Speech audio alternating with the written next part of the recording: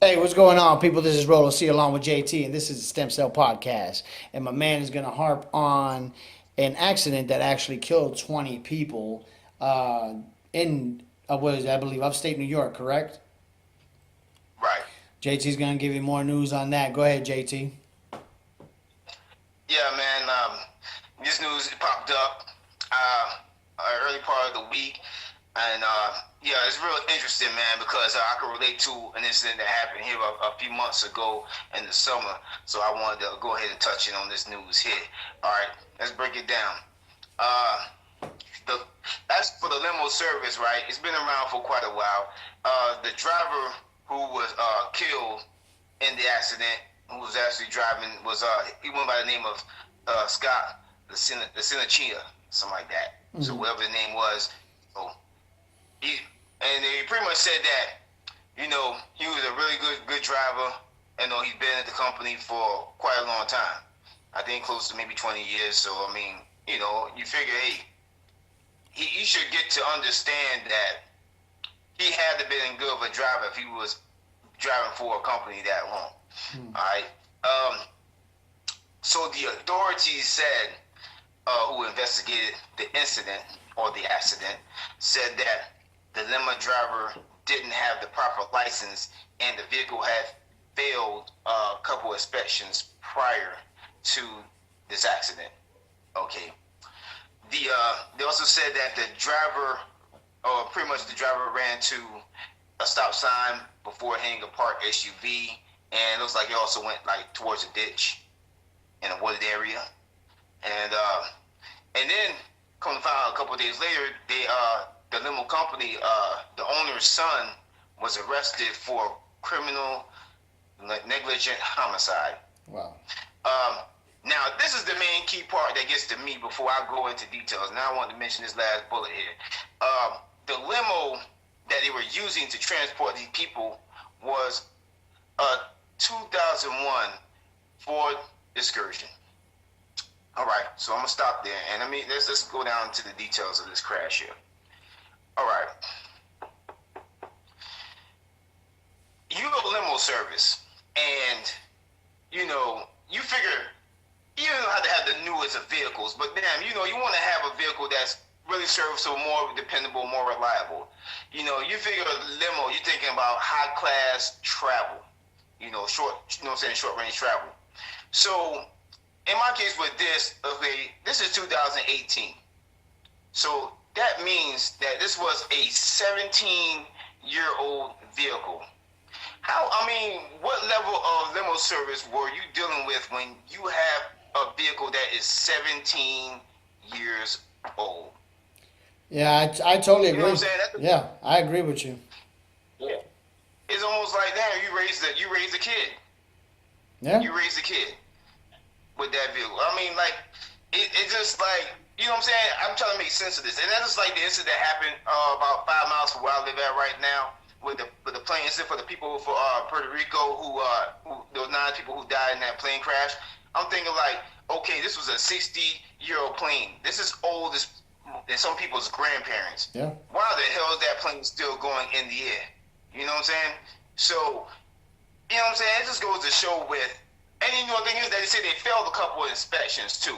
So you got to have this, like, for the owner's son that got arrested. I feel like it was necessary because when you can't cut corners, when these types of operating, vehicles and aircraft fail inspections. You know what I'm saying? Like, these are people's lives you're putting on the line, And every time that this happens, even for the people who did in the past and here on out, yeah, you should be criminally, charged, man, because that's a crime. You kill these people. You cut corners. And lives should not be spared like that because it should, you know what I'm saying? You felt like it was, and that person that feels safe about driving that vehicle, then that person who told that guy to drive it, you should have been the one to drive that damn vehicle and went through this incident. And not for the people who got killed in that vehicle, just for you making that decision to tell them to push that vehicle. Now, I'm going to go ahead and turn this conversation to roll before I get a little overheated and maybe over the bar. But, man, it's fucked up. Yeah. How you feel, man? Yeah, I totally agree with you.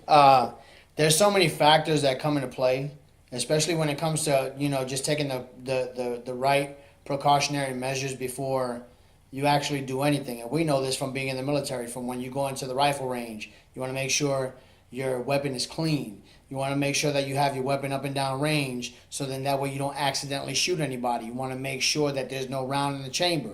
And although all these variables are in the play and there's no possible way that you could shoot somebody, there's still precautionary measures that need to be taken when you're going in and out of the rifle range. Okay, no magazine that's actually slapped in there. You want to make sure the chamber's clear. You want to make sure your weapon's clean. You want to make sure your weapon's up and down range.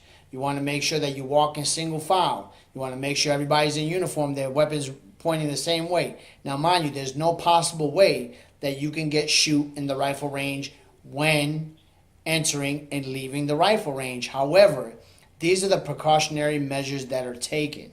So it's the same thing with this. Like, the guy wasn't properly licensed to operate this 17-year-old vehicle, which is a fucking dinosaur, in the luxury car business game whenever you have limo services, first of all. Second of all, the vehicle failed numerous inspections. Okay, and this is another thing too. And this is in reference to not only limo services, but it's also in reference as well to rental car services. You don't ever see a car that's older than 3 years old in these services, whether it be a limo service or whether it be a car service, in reference to rental cars. Like, I know with Enterprise Rental Cars, they have their sales department as well. You know what I'm saying? What do as soon as they're done with the vehicle? If a vehicle's a 2014, we're in 2018, what do? They put it up for sale. So they try to make sure that they keep this, this prestige about their business.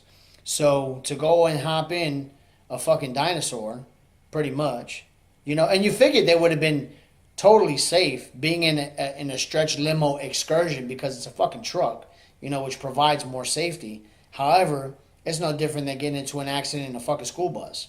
It ain't like everybody's got a seatbelt on and, too many things happen. There's too many variables. So it goes to show you that, preparation is everything. When you practice your preparation and you do what you're supposed to do, you achieve the results that you want. And what happens is people think that life, and it could be very much well so, life is a game. But practice is out the fucking window. The game's already started. So let's make sure not only are we learning on the fly, but we're preparing ourselves to be successful. And I think, the owner's son, he's getting what he deserves. You can't cut corners, especially when it comes to life. But it goes to show you too, as life is going along, people are getting to a point where they're just drastically lowering their standards, or even not even having standards at all. So it's a very unfortunate thing that this happened to these people. Rest in peace, and our condolences to their families. It's a very unfortunate event, and I believe they said that nothing catastrophic has happened in that area in like 9 years, like what just happened, up there in Schoharie, New York, and it's very unfortunate, man. So like I said, rest in paradise for those who are no longer with us, and our condolences to your families. JT, you got anything else to add, buddy? Nah, man, that's pretty much it. Just like you said, man, share condolences to those people, man, who lost them loved ones in that incident. That's something, man. Well, look, man, we're coming right back with some entertainment news and music news, and whew, yeah, that's a messed up situation, but we'll be back. It's the Stem Cell Podcast, episode 7.